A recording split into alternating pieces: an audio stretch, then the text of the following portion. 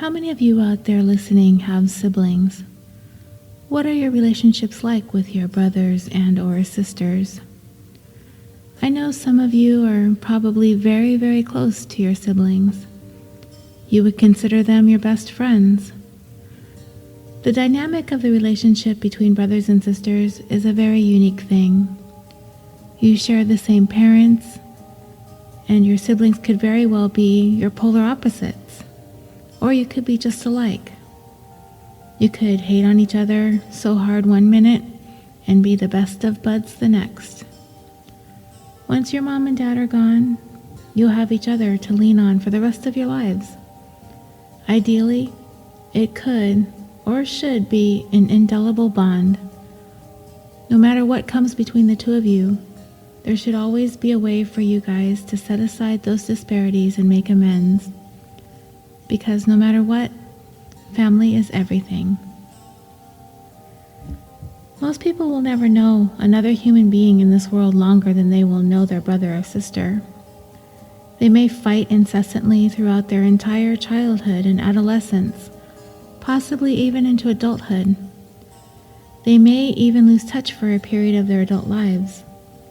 Conversely, they may live incredibly close lives and stay connected forever. For some people, their siblings will always come first and foremost. If you really think about it, the relationships with your brothers and sisters are life's longest lasting relationships. Longer than your parents, longer than your spouses, even longer than the relationships you will have with your own children. With the exception of a few lucky people, longer than even a best friend. That's a lot of life to spend knowing another human being. Your siblings. Children experience their very first peer interactions with their siblings. It's also the first chance they have in dealing with the various complexities of a long-term relationship. Author Jeffrey Kluger wrote, "From the time they are born, our brothers and sisters are our collaborators and co-conspirators, our role models and our cautionary tales. They are our scolds, protectors, goads, tormentors, playmates, counselors, sources of envy, objects of pride. They teach us how to resolve conflicts and how not to, how to conduct friendships and when to walk away from them. Sisters teach brothers about the mysteries of girls. Brothers teach sisters about the puzzle of boys." Some people are able to let go of negative experiences better than others, and siblings seem to be experts at this when it comes to each other. Kluger says, "After the shooting stops, the fiercest sibling wars leave the littlest lasting damage. Indeed, siblings who battled a lot as kids may become closer as adults, and more emotionally skilled too, often clearly recalling what their long-ago fights were about and the lessons they took from them. Even those with troubled or self-destructive siblings come away with something valuable. They learn patience, acceptance, and cautionary lessons." Siblings that go through different events with one another, whether it may be the loss of a loved one or their parents' divorce, they somehow pull it together and put their differences aside so they can band together for strength and support. Together, they are able to help each other work through the pain. They experience tough life lessons with an unwavering support system. And often, they grow closer than ever before. Whether it's because of all the time siblings spend with one another growing up, or the unnecessary need to pass judgment on one another, there is something quite unique that can be said about the way brothers and sisters understand one another. That being said, there are a few people out there that don't have any siblings, myself included.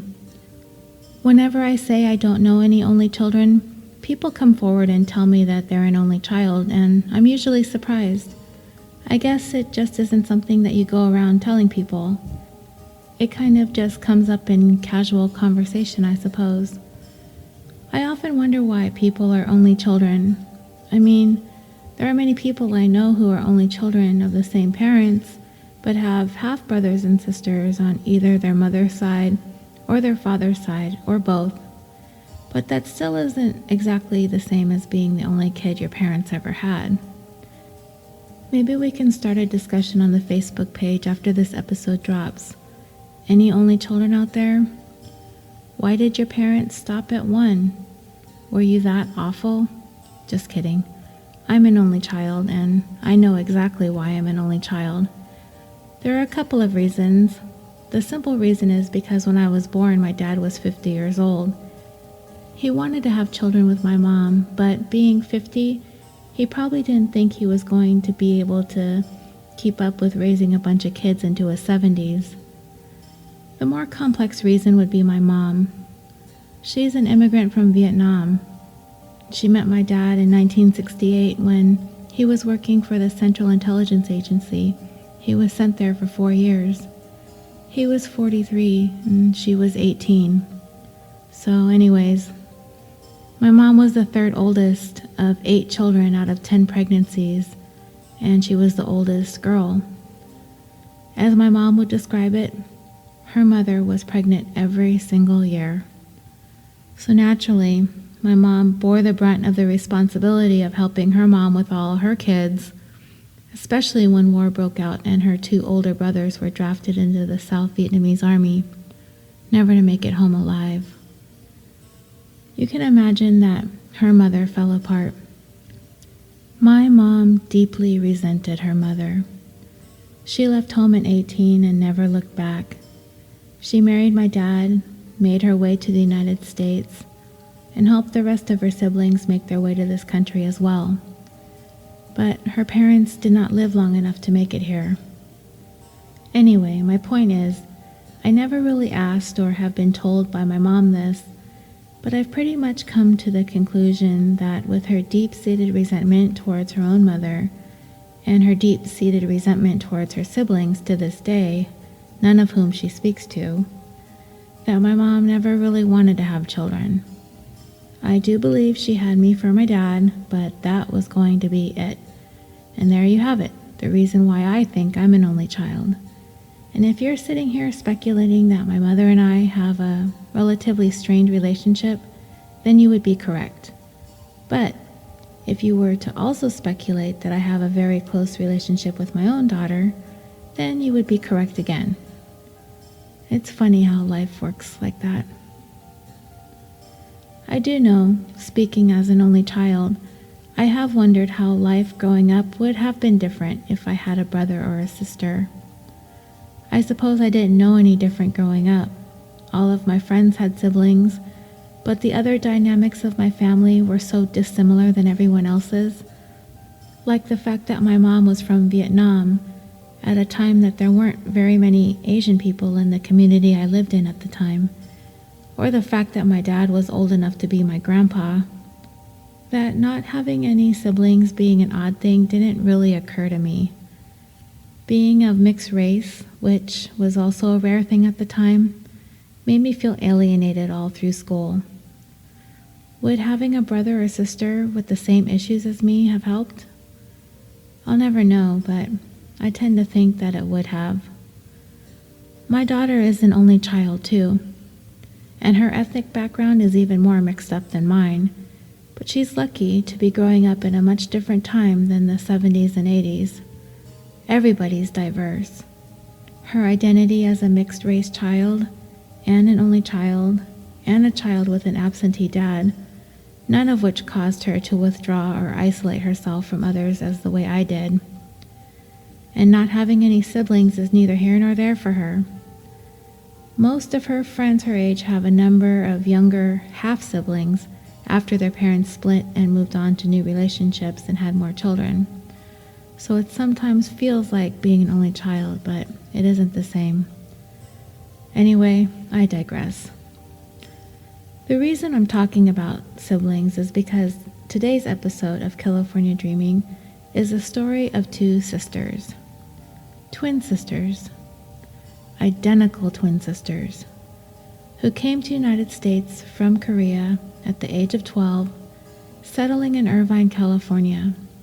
And despite having a troubled home life with a gambling-addicted mother, the 2 beautiful twins were quite popular and eventually went on to become co-valedictorians of their graduating class.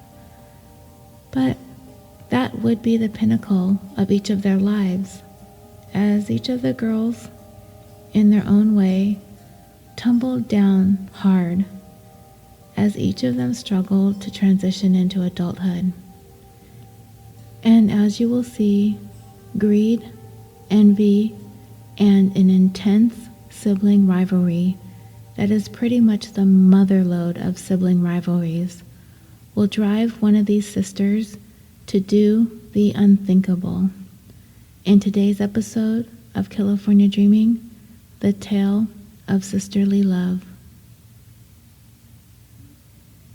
Many years ago, on a TV series I know many of us have watched, Disappeared, I saw a story about the disappearance of Alicia Stokes. She went missing November 25, 2007 from Oakland, California. Her brother, who was the last known person to have seen her and admitted that the two had an argument prior to her having disappeared, I remember watching this and getting the feeling from the Disappeared episode that the brother was alluded to as being a possible person of interest in Alicia's disappearance. I thought about all the years I've watched the various investigation shows on TV, all the Datelines and 48 Hours and 2020s, and everything in between.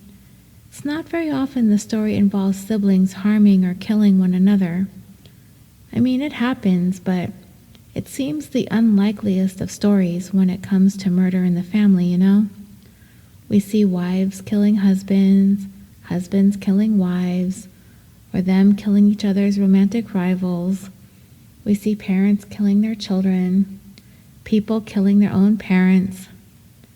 These killings typically happen for some sort of gain for the perpetrator, usually monetary. But siblings killing siblings? It feels like the unlikeliest of things to happen in the family. But it happens. I've seen a story of a brother killing his brother so he may have his wife, with whom he had been having an affair. I've seen siblings band together to take out one sibling out of greed over family money or property.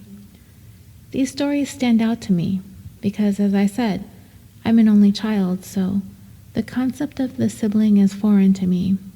But the relationships seems as though they should be resilient and unbreakable. That sibling bond with that person you would know longer than any other human being on the planet. They're the people that you fight with the fiercest one minute, and then you're perfectly fine the next.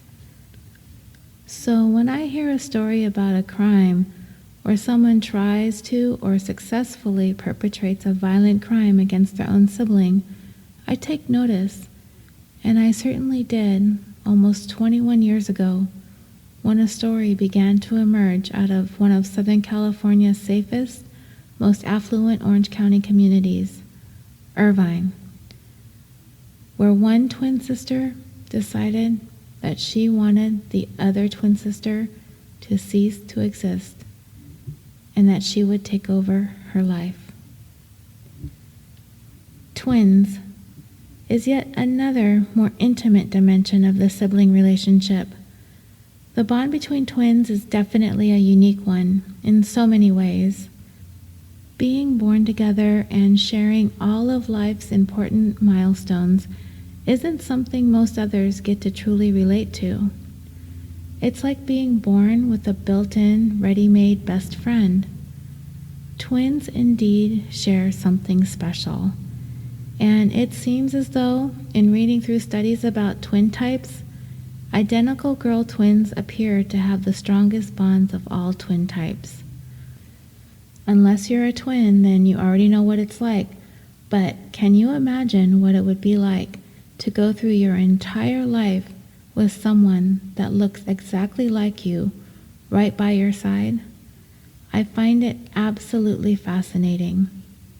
Some identical twins embrace their similarities. They enjoy the uniqueness of their dynamic.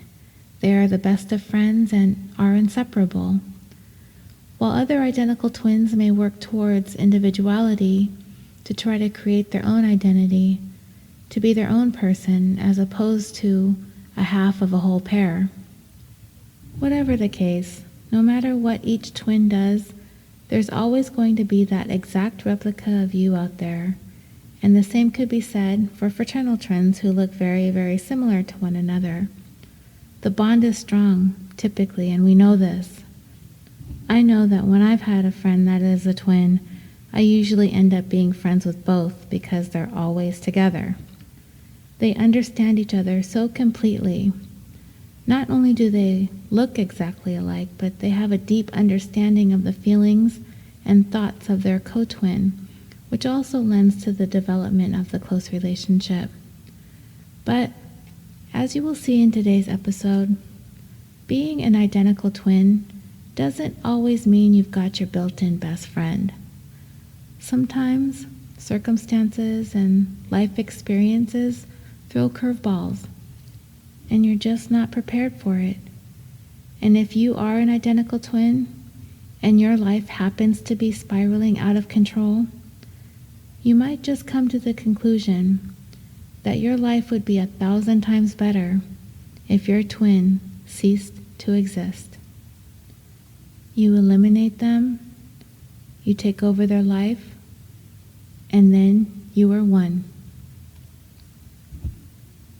Gina and Sunny Han were identical twin girls born 5 minutes apart in South Korea on April 4, 1974. According to the Korean culture, having twins is apparently seen as an extremely unlucky event. Sunny was the twin that was born first, and because she was 5 minutes older, in the Korean culture that made her the superior twin, and Gina, the younger one, was the inferior twin and would always have to defer to her for her entire life. Their mother, Bu Kim, also made it clear that Gina was to always be subservient to the minutes older Sunny. She would always put Sunny first because Sunny was the oldest, and Gina did not like this. She did not like being beneath Sunny, but their mother would always keep her in her place, hold her down to remain below her sister. When their mother and father separated, the girls lived apart for several years, Gina with their father and Sunny with their mother. But as we've often heard about twins, despite being separated, they remained eerily connected. For example, if one of the girls got sick and went to the hospital, the other would be there, sick as well. Eventually, their father granted custody of the girls to their mother. They lived in South Korea until they were 12, when their mother immigrated to the United States. She took the girls to stay with relatives in Seattle for about a year, and then they moved down to Orange County, California, where they began middle school. This is where things started to go wrong. Their mom obtained work as a cocktail waitress at a local casino, but she worked very long hours and also struggled with a crippling gambling addiction. She would often leave the girls for days at a time when she went away on gambling trips, usually with very little food, if any at all, and no one around to help take care of them. As a side note, I don't know if any of you outside of California know this, but there are a lot of casinos in California. Gambling is legal, not in every city, and they aren't always on Native American tribal land. I live a couple miles away from several casinos, but unlike Vegas, there are only table games. Under California law, slot machines are illegal, with a number of limited exceptions. And if you are living in Los Angeles or Orange counties, it is very easy to take a number of San Diego County casino buses for a day trip down to any of those casinos where they have lots of comps and rewards for regular gamblers. Anyway, back to the story. With the girl's mother being gone for extended periods of time on her gambling jaunts and having no one else around, the girls developed a very deep, strong bond in order to cope with their mother's absence. Being in a foreign country and terrified of not knowing anything about the world around them, the girls were forced to grow up fast. Soon, their mom, deeply in debt and flat broke, was unable to care for the girls any longer. Realizing that she could no longer take care of them, she reached out to some relatives. She first contacted them asking for money for rent and food, but instead of loaning her money, they actually offered to take the girls in for her. So, she sent the girls to live with these relatives in Campo, California, a city near the United States-Mexico border. By all appearances, the girls seemed to be doing well in their new adoptive home. Their first Christmas there was unlike anything they had ever experienced before. They enrolled in Mount Empire High School, and they worked hard to excel at their studies. They did everything they could to immerse themselves in the English language so they could do well in school. They both got straight A's. However, it was these times of extreme closeness that the girls' relationship began to develop into a particularly problematic rivalry. Since Sunny was older by 5 minutes, Gina was constantly driven to feel as though she had to do better than Sunny all the time in everything she did. So if one got an A, the other had to have an A+. When twins are as close as Gina and Sunny had been throughout their adolescence, the rivalry has the potential to grow quite fierce as they are in the constant battle to outdo one another in order to prove themselves the more superior individual. Anyone on the outside looking in, the rivalry seemed to be actually somewhat of a good thing, and it was paying off. As they progressed through school, Gina and Sunny were consistently at the top of the class, merely because they both needed to top one another, and in doing so, they topped everyone else in the process. They ended up being their graduating class co-valedictorians, and it was what everyone had expected. They both had done so well that it wasn't going to be any other way. I would have hated to see what would have happened if the school had a policy of only choosing one valedictorian. As their uncle or their adoptive father would say, these girls were identical in every way. Beyond looking like one another, their minds worked the same. They thought the same, and they functioned in the same exact manner. The rivalry, he suggested, was a healthy one. Out of it came tremendous success out of high school. And despite the rivalry, the girls were very close to each other. The bond seemingly unbreakable. Unfortunately, the rivalry between the girls did not stay healthy for very long after high school was behind them. Their relationship began to crack due to envy and jealousy issues between the girls. Socially, Sunny seemed to have the edge over Gina. She was gregarious and outgoing. She had lots of friends, and her personality was inviting and charismatic, whereas Gina was somewhat of the dark horse.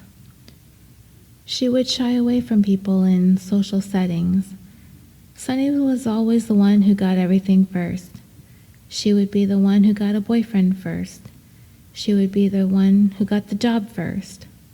It would always be Sunny who would step up and chase after what she wanted and be willing to take on new life experiences. Gina would always be in the background, watching her sister win at life, all the while wanting to have what she had. The jealousy was quietly boiling under the surface for Gina. Graduating from high school would mean it would be time for the girls to go on their separate new adventures in life.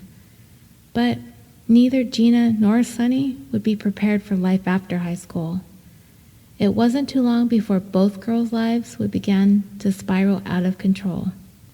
And their rivalry, riddled with jealousy and resentment, would soon turn into all-out physical fights with one another.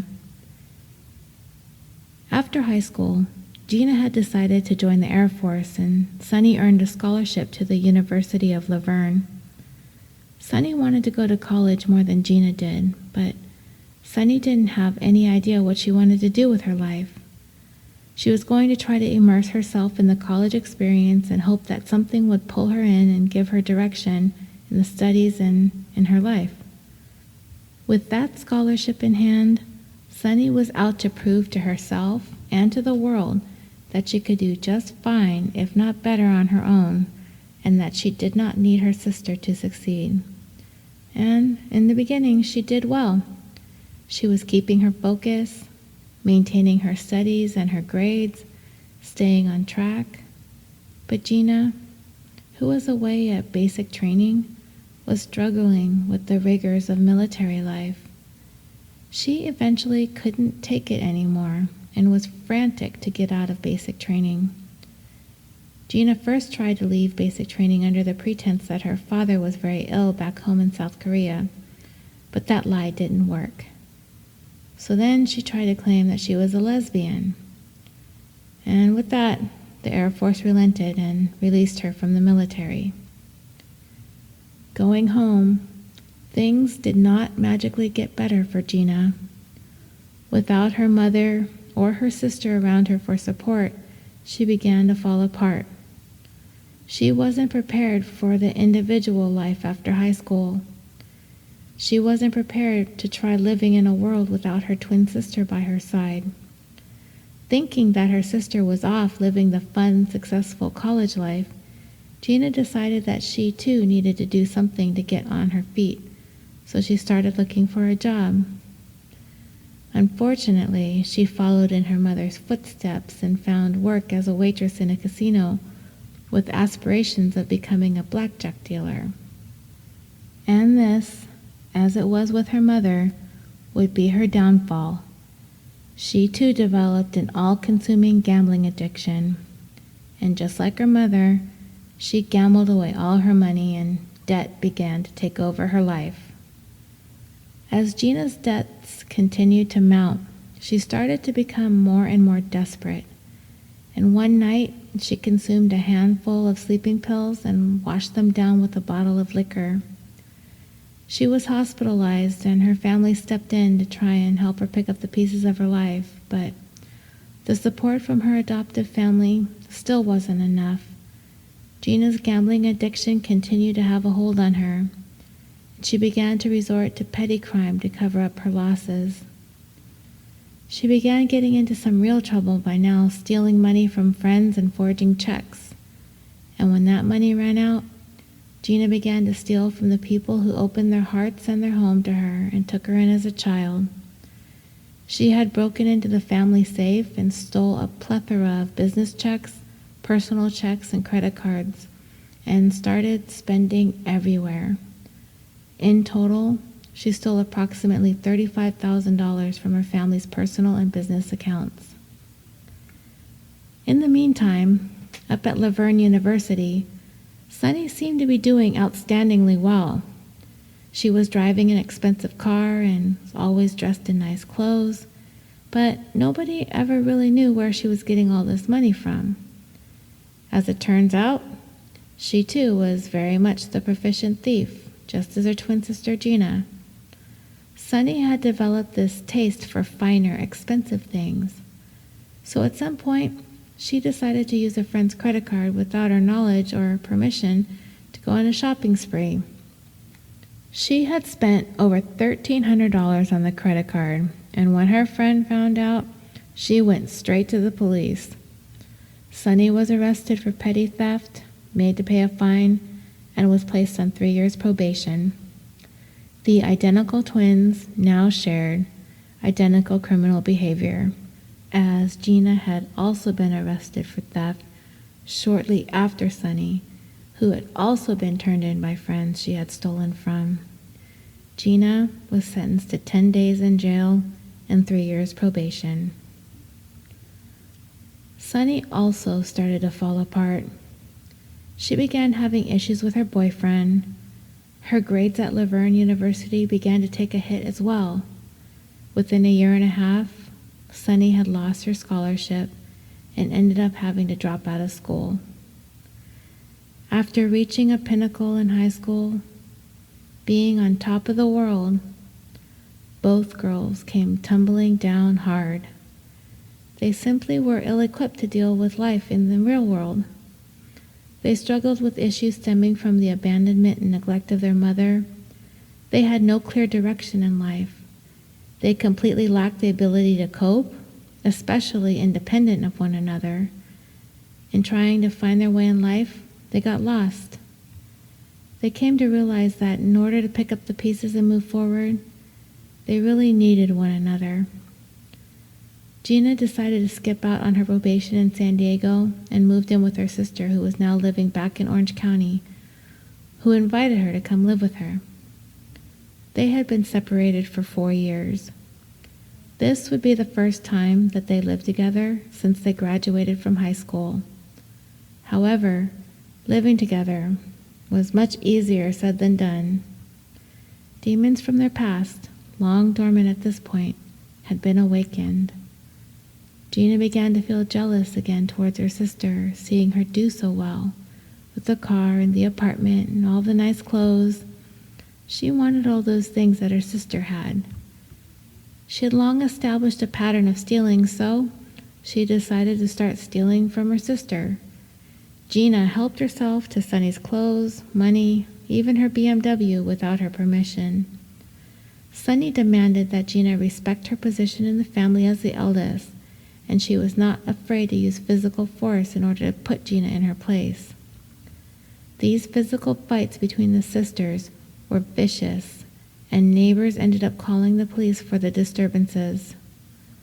The police would be called to the girls' apartment a total of 4 times. One of those times, Gina had disappeared with Sunny's BMW for several days, and when she finally came back home, Sunny was raging and a fight broke out. And Sunny, who almost always had the upper hand, threw a telephone at Gina's face and broke her nose. Bloodied and humiliated, Gina laid on the ground, looking at the blood on her hands pouring from her nose. That was the moment that changed everything for Gina. A switch flipped in her mind. In that instant, Gina vowed that she would someday settle the score, somehow, and it would be for good. When police arrived at the scene of this fight, they spoke to Gina, who was still dealing with the bloody nose. In questioning her about the fight, she seized the moment to get back at her sister for breaking her nose and told police that Sunny was actually on probation for check fraud, so police began questioning Sunny and decided to arrest her. She spent 3 days in county jail, and as she sat in jail for those 3 days, Sunny was fuming with anger towards Gina. I don't know if she was more mad that she was sitting in jail, or if because her younger sister had finally gotten the best of her. Probably the latter. Also, as you've probably guessed, while Sunny was in jail, Gina was living it up. She pretty much had access to Sunny's entire life, her car, her money, her credit cards, her ID, her clothes, everything. She went on a massive shopping spree. She took off with Sunny's car, and it was sky's the limit as far as Gina was concerned. It was a delightful 3 days for Gina, but there would be hell to pay when Sunny would be sprung from the joint. She got home, and she found that Gina had used her credit cards and her car, so she immediately threw Gina out. But she didn't stop there. She decided to press charges on Gina for the theft, so she called the police and had her sister arrested. She also had that warrant for skipping out on her probation. This time, Gina was sentenced to 6 months in jail. As strange as the girl's behavior was, don't you think it was an oddly symmetrical relationship? One twin steals and so does the other. One twin goes to the police to rat on the other, and the other ends up doing the exact same thing. And as Gina sits in jail, her rage begins to swell towards Sunny. It was her turn to get back at Sunny for turning her into the police and causing her to be in jail for all this time. She decided that she was going to end this rivalry once and for all. She comes to the conclusion that Sunny is the sole reason why she is struggling in life. She blames Sunny for all of her failures, and she needed to do something about it by getting her out of the way permanently. So, while on a work furlough, Gina escaped custody and made her way down to San Diego. She was on a mission to set a plan in motion, a plan to kill Sunny and assume her identity. She decided that being a twin was something that was just not going to work for her anymore. She was going to make herself an only child. In order for her plan to go smoothly, Gina needed an accomplice. She starts talking to people about her plot to kill Sunny and see if she can find anyone to help her. She wasn't at all discreet about her plans either, bringing it up in casual conversations with people she didn't even really know, asking if they happened to know anyone who would kill her sister. Ultimately, Gina was able to solicit the help of 2 teenagers who were actually willing to help her with her plan to kill Sunny. She recruited the cousin of a friend, 16-year-old Archie Bryant. Archie turns around and somehow convinces his 15-year-old friend, John Seraph, to help him carry out the plan too. Are you sitting here scratching your head as to how 2 teenage kids were talked into something so ridiculous? Well, get this. They agreed to do the deed for $100 each. Yeah, you heard that right. $100. Not a couple of $100s, not several $100s, not a few $100s, $100. I guess these 2 knuckleheads didn't call around to find out what the going rate for contract killing was at the time. Well, luckily, yours truly did, and it appears that there is really no set standard in terms of compensation scale for contract hits. Unless maybe you're in the mafia, then there's a pay scale. But it seems the range is anywhere between $500 and $50,000, depending on who the victim is and who's hired to do the deed. Apparently, Australia did a study on contract killing pay scale, and when you add them all up and take the average, it's figured the average cost of a contract killing is approximately $8,200. So, Gina managed to hit the bargain basement prices for getting these 2 ding-dongs to do it for $100 each. Undoubtedly, she was able to easily manipulate these 2 kids into going along with her plan. You will come to find that good old Gina, she got her money's worth, that's for sure. Gina figured she had every detail of her plot down to a T. She would drive the 2 teens she hired from San Diego to Sunny's new apartment complex in Irvine in a rented car. When they would get there, she would have very strict instructions for these 2 to follow. The idea was that she would send the 2 teens into Sunny's apartment and tie her up with rope and duct tape, gag her to muffle any screams, and put her in the bathtub, so Sunny would be there waiting for Gina to come in. They had very specific orders not to kill Sunny when they entered the apartment. That was a task Gina wanted to save all for herself. I know what you're all thinking. Nothing about this plan sounds like it's going to go well, right? I mean, I'm the parent of a teenager, and I can't even depend on her to do the dishes, much less pull off anything remotely close to what these kids have been hired to do. So, once she's alerted that Sunny was securely bound and gagged in the bathtub, she would come in, kill her sister, assume her identity, no one would be the wiser, and she could live happily ever after. Seems legit, right? Yeah, right. Gina was done living in Sunny's shadow. Even though Sunny's seemingly well-to-do life was in reality not that much better off than Gina's, Gina really wasn't seeing that for what it was. She wanted Sunny's life. She wanted to be done with hers. She wanted a new start, and she was going to make it happen for herself by any means necessary. I want to pause here and take a moment to absorb the gravity of Gina Han's plan. If there is one thing that is universal amongst all of us, as we find ourselves as human beings fiercely divided over just about anything and everything these days, we bicker with each other, we bicker with family, neighbors, authorities, people of other backgrounds, races, religions, orientations, cultures.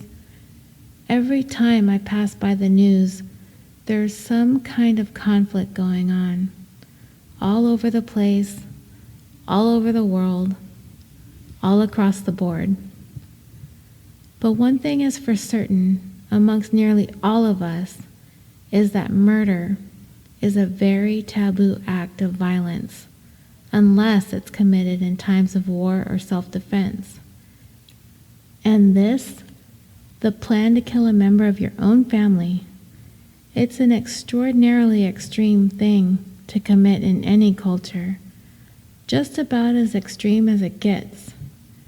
And then, thinking back upon the earlier discussion of siblings and how the bond between them is so unique and typically resilient through the duration of their lives, and add in the fact that these women are twins, an even more exceptional bond is forged between twin siblings.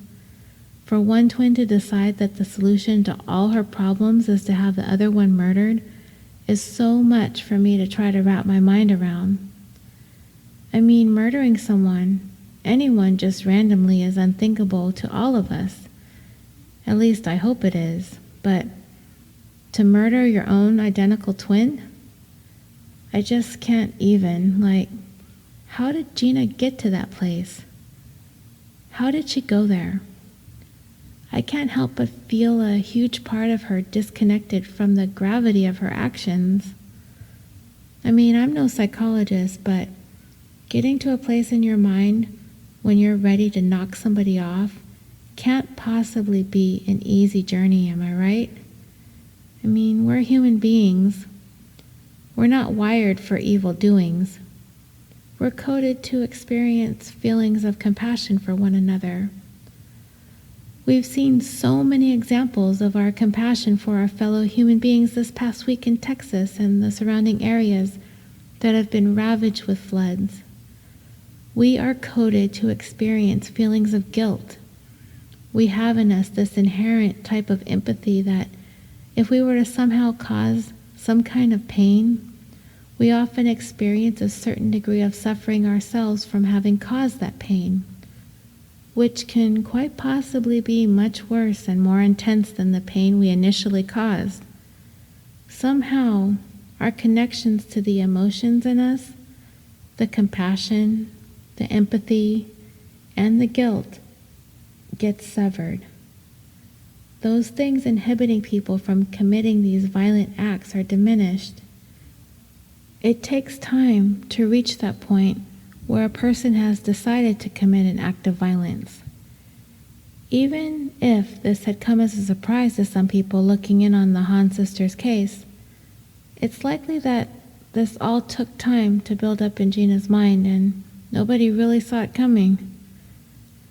Dr. Peter Ash, director of the Psychiatry and Law Service at Emory University in Atlanta, Georgia, states, "There is a pathway to violence that starts with some thinking and then fantasizing about a plan.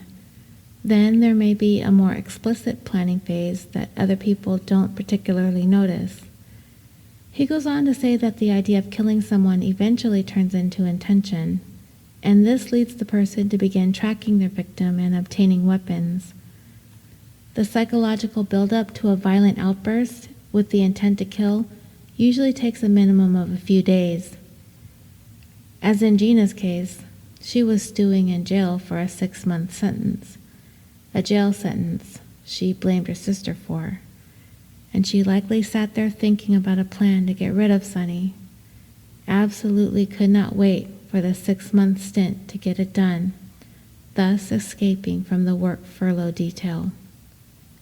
According to Dr. Charles Risen, a psychiatrist and director of the Mind-Body Institute at Emory University, says, a person who has already decided to kill someone else may develop an eerie composure. I could very easily see both of these sisters acting like this, actually, but Gina being in jail for sure. And they also firmly believe that the moment to turn back and not follow through with their murderous plans has passed. I guess this would be known as the point of no return. Despite a number of risk factors, there's no real predicting when someone's going to do something like what Gina had been planning to do. There are warning signs, and there were likely some that were overlooked in her case. And from the interviews I saw from the girl's adoptive dad, he claims that the girls were thick as thieves. Although he didn't say that, I did, thinking it was kind of funny and ironic, but he also says that not only does he have no idea where any of this came from, and that there wasn't any way that Gina would ever do anything to harm her sister. All I can say is that I feel for their father, and I can see that he loves them very much, and he just isn't going to see Gina's actions for what they were. A cold-blooded murder plot against her own identical twin sister. Was Gina psychotic? I am, once again, by no means an expert, but from what I found while researching the story, it doesn't seem as though she fits the mold for someone suffering from any kind of psychosis. To me, it seems to be a crime born of one of those age-old motives, jealousy. How did she get to the point of deciding murder was the answer? It is very likely that, in her own mind, Gina somehow dehumanized her twin. She simply shut her out in her mind as an entity less than herself. As Dr. Peter Ash states, it's striking when you talk to people who have done things like this, how they are really preoccupied with their own feelings and have in their mind stopped thinking of the person as a full, real human being. Even with all of this reasoning, all of these possible explanations as to how Gina reached the point where she wanted to kill Sunny, I still find it hard to believe that this was actually a thing Gina wanted for her sister. It's one of those things you just don't ever hear happening when you talk about murder for hire. Anyway, back to Gina's not-so-well-laid plans. On November 6, 1996, Gina had already obtained a gun, and with her 2 teenage accomplices in that car, she made the drive from San Diego to Irvine. Once they arrived in Orange County, they stopped at a store and made an ominous purchase of rope, garbage bags, industrial tape, and cleaning supplies. The teens would use the rope and tape to tie up Sunny and gag her, and Gina would use the gun to kill her in the bathtub, and the garbage bags and cleaning supplies would be used to clean up the mess. Shortly after 3 p.m. on November 6th, Gina pulled into Sunny's apartment complex parking lot and directed her accomplices to Sunny's front door. However, when the boys got to the front door, it was answered by one of Sunny's roommates, Helen. They pushed their way through the door and grabbed Helen, who started screaming. Sunny was in her bedroom, and she could hear the screaming from behind the closed bedroom door. She assumed that the roommate was being sexually assaulted, so she got on her cell phone and tried to discreetly call 911. I was unable to find a completely isolated audio clip of her 911 call, but Sunny is barely audible as she's speaking to the operator. She's telling dispatch in a whisper that she thinks her roommate is being assaulted and to hurry, hurry, hurry. Things become even more desperate as Sunny's end of the call goes dead and dispatch relays that to the officers that she's lost the call. While John was working to restrain Helen, Archie had burst into Gina's room and hung up the call. He asked her who she was calling, and she told him she had been on the phone with a friend. For some reason, I guess because teenagers, he believed her. He proceeded to tie her up with duct tape and rope and brought her out of the bedroom. All the while, Gina's waiting outside in the parking lot in the getaway car. The two hitmen, and I even hesitate to call them that, the two hit idiots corralled the girls into the bathroom and made them get into the bathtub. One of the hit idiots said to the other hit idiot, "Go tell Gina we're ready to polish her off." As Archie stayed in the bathroom to guard the bound and gagged women in the bathtub, John ran out to the car to get Gina. This was the moment when Sunny knew that it was her own sister that was involved with this, them being tied up and held at gunpoint in the apartment. Sunny obviously was stunned to hear this guy say Gina's name, and fear began to overcome both her and Helen, as they knew this wasn't some random thing. This was a setup. This was a plan to have this done to her by her own sister. They were certain that now knowing Gina had taken their rivalry this far, that they were likely not going to get out of this alive.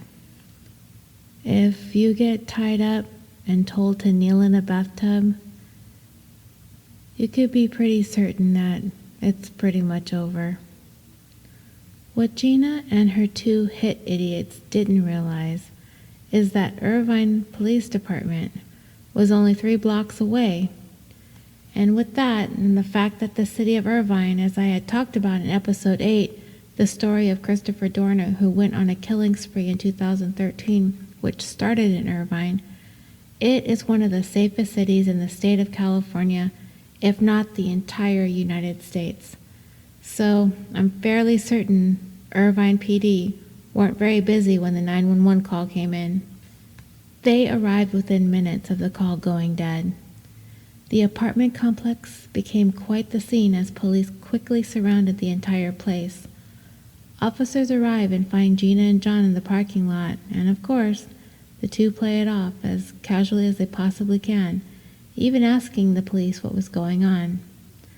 The cops obviously have no idea that this is the woman who set this whole murder plot up, and simply told her to just stay back. Gina plays it cool and gets back into her car along with John. Meanwhile, back in the apartment, Archie goes into full-blown panic mode when he heard the police arriving. He attempted to leave the apartment, but there were police everywhere. So he quickly closed the door and went back inside the apartment, but there was no other way out. He had the gun in his hand. He had these two women tied up in the bathtub. His accomplices, as far as he can tell, have all but ditched him, and he is about to take the fall for this whole entire thing. Archie started to frantically tear the tape off the girls' wrists and take off their gags, desperately trying to undo what he's done to them. He frees Sunny and Helen, hides the gun, and quickly tries to tell them to come up with a story to try and explain all of this away. He begs the two women, pleads with them to tell the police that this was all a joke and that everyone was just kidding, and to try to make all of this go away, but it was too late. He takes Sunny and Helen out of the bathroom and led them out of the apartment. The girls ran up to the police, frantic and hysterical, crying and panicking with their hands up and duct tape hanging from their hair and their wrists. The just kidding explanation just wasn't going to fly. Archie exits the apartment with his hands up, and police take him into custody. Gina and John are watching all of this unfold from across the parking lot, and Gina quickly decides to get the heck out of Dodge. There is no way she was going back to jail for this, especially due to the fact that she's already been in trouble for skipping out on the work furlough. They quickly booked it out of the parking lot, leaving Archie holding the bag. The two quickly started heading back towards San Diego. About an hour after this whole botched murder-for-hire plot failed miserably, Gina and John stopped at a bank in Laguna Beach, California, a town south of Irvine along the route back toward San Diego, and Gina makes a cash advance on one of Sunny's credit cards for $5,000 in cash. Her plan was to try to obtain a new car and ditch the getaway car. By 7 p.m., the pair had made their way further south to San Juan Capistrano to look for a dealership to buy a car using Sunny's identification. But the plan soon fizzles out as the dealership needed 24 hours to run a credit check. Of course, police are tracking all of these credit transactions and they are quickly closing in on Gina and John. Only 80 miles away from the international U.S.-Mexico border, the two make a beeline for Mexico. Her thinking is probably if she can make it into Mexico, she can lay low for a while until the heat dies down and she can escape prosecution for this plot to kill her sister. Simple as that. Gina can only outrun and outmaneuver the police for so long. It's only a matter of time before they're going to catch up with her. By 10:30 that same night, Gina and John had made their way to the San Diego airport with the plan of swapping out rental cars. But unfortunately, the police were one step ahead of the two and were waiting for them at the car rental place at the airport. Police cornered them inside the rental office and they surrendered without incident. When the police search Gina's rental car, they find Sunny's ID, passport, credit cards, and $4,000 in cash. And in the trunk, oh, the damning evidence be damned. Officers find cleaning supplies, trash bags, along with a receipt for those items, plus rope and industrial tape. It was a recipe for murder right there in that trunk. The three are finally all in custody, and by morning, the news gets out to the media, and the sensational story is splashed all over the front pages and television news media outlets everywhere. The story had all the makings to cause a media circus around the case. A twin sister plotting to murder and take over the life of the other twin sister. It was fantastic for the media. When the story first broke, Sunny was convinced that her sister was plotting to kill her and decided to go to the jail and confront her about it. Gina explained to her that it wasn't a plot to kill her, and this was all a lie cooked up by the police, and that she never meant her any harm. I guess it was Sunny's inability or unwillingness to see the truth for what it was, or her desire to not want to think her sister was capable of such a thing. But she believed Gina's explanation, and she completely, 100% sided with her sister. She was unwilling to cooperate with the district attorney who was prosecuting the case. She was unwilling to do anything that was going to risk Gina going to jail for a very long time. Unfortunately for Sunny, those decisions are not up to her. It's up to the district attorney, and they were not about to back down because of Sunny's uncooperativeness. Sunny knows at some point she's going to have to take the stand and testify in the murder-for-hire case against her sister. And what she was planning to say or do on behalf of her sister was anybody's guess. The case went to trial almost a year later in October of 1997. Sunny, of course, was the star witness for the prosecution. The first day that she was on the stand, she talked about her childhood, growing up in Korea, immigrating to America, and all the difficulties of acclimating to a new and foreign culture, not knowing the language, and having an absentee mother. From the stand, she told Gina that she loved her, and they'd always be sisters. Much to the surprise of the courtroom, Sunny stood by her sister. She testified that she never believed that her sister intended to have her killed. Sunny was in complete denial of what Gina had plotted against her, and there wasn't anything anyone could say that was going to change that. After her first day on the stand, Sunny delivered powerful testimony in defense of her sister. She was strong, well put together, impeccably dressed, hair and makeup were on point, reserved, bright, composed, well-spoken, she came across so well from the stand. However, on her second day of testimony, a completely different Sunny showed up to the courthouse. She appeared to be in a very bizarre state. She had on no makeup. Her hair was a mess.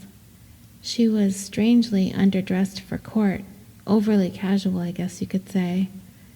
She had trouble focusing. She could barely walk. When she took the stand, she turned to the judge and told her that she went to the drugstore and took an overdose of sleeping pills and then proceeded to collapse and slump over in the stand and had to be escorted out of the witness box. The judge put a stop to the proceedings and an ambulance was immediately called for Sunny. She was taken out of the courtroom on a stretcher in front of all of the news cameras. It was by far the most dramatic day of the trial. I can only imagine the kinds of pressure Sunny was feeling, having to testify at her sister's conspiracy to commit murder trial, conspiracy against her no less. Sunny was subsequently treated for the overdose and was able to return to the stand a week later to finish out her testimony. To most trial watchers, it seemed that Gina's defense had strongly benefited from her sister's testimony. Friends and family of the twins began to strongly feel that Gina would be exonerated from the charges against her. Her family, as a matter of fact, was convinced beyond a shadow of a doubt on that day in November of 1996 there was no way in the world Gina would have pulled that trigger on her sister. But everyone knew at that time, this case happening in the wake of the O.J. Simpson trial a year earlier, you never know how a jury was going to decide on a case. Sunny was confident her sister would either be exonerated or at the very least serve a very minimal term in prison. Oh, how wrong she would be. After 10 hours of deliberations over a period of 3 days, the jury found Gina Han and her 2 hit idiots guilty on all charges. On sentencing day, Sunny begged the court for leniency for her sister. If she could have had it her way, Gina would not spend another moment in jail for this. But Sunny's pleas fell on deaf ears. The judge wasn't having any of it, as she sentenced Gina to the maximum, 26 years to life. Gina crumpled in her seat and broke down into tears. The judge felt that Gina was a menace to her family as well as to society. Archie was sentenced to 8 years, John to 6 years. Both of them are free today. Following the trial, Sunny rose to fame on the heels of the story of her evil twin. She became somewhat of a celebrity, doing a lot of TV appearances and interviews. She hired a manager and even floated the idea of collaborating on a movie about the story. But it seems Sunny took whatever money she made and ran. She abruptly dropped out of public view, and as far as I could see, as of today, where she is now is a mystery. But where her sister is, isn't a mystery. She is still in prison. And it just so happens that she is in the same prison that the defendant from our last episode is too, at Chowchilla Women's Facility. And just like I said last week about Marjorie Knoller sitting in Chowchilla Women's Facility, sweating away in this heat wave, same goes for Gina Han. She will be eligible for her first parole hearing in 2020. And that brings to a close this dramatic saga of the Han sisters, a story that captivated court watchers all over California, clamoring for something new and scandalous following the Simpson acquittal of '95. I was finally able to bring myself to poke fun at some of the people involved in the story, because in the end, nobody died or even got hurt. This show is often so serious and dramatic that it was really a refreshing change of pace for me. Before I get to the thank yous and the social media stuff, I want to address an issue with last week's episode about the Presicanarios. In referring to some information about dog socialization, I think I was talking about chaining dogs and how damaging it is for them psychologically. I refer to them as pack animals, and through a discussion with listener and roomie Vanessa, that it's inaccurate to refer to dogs as pack animals, as she informed me. It's not an appropriate description of canine behavior. From what I can remember in the article I was reading, I got the impression that the word pack was used to emphasize the detriment of chaining the dogs has on them, that they need to be around other dogs and or people, that they are not wired to be isolated in such a way. So, in using the term pack so loosely, it might have been better said social animals as opposed to pack animals, which is the point I was trying to get across. Thank you, Vanessa, for pointing out the difference. I wanted to take some time to thank a few people for my most recent reviews on iTunes. TXO and Nick Park both gave the show 5 stars. Thank you so much for your reviews. They help give the show more visibility, and I really appreciate you taking the time to jump through all of Apple hoops to make your way through the review section. It means so much to me. And if you already haven't left a review on iTunes and you'd like to take the time to do so, my offer to send out free show stickers for your reviews, any stars, not just 5 stars, but 5 would be nice, my offer still stands, and it probably will forever because I got so many stickers.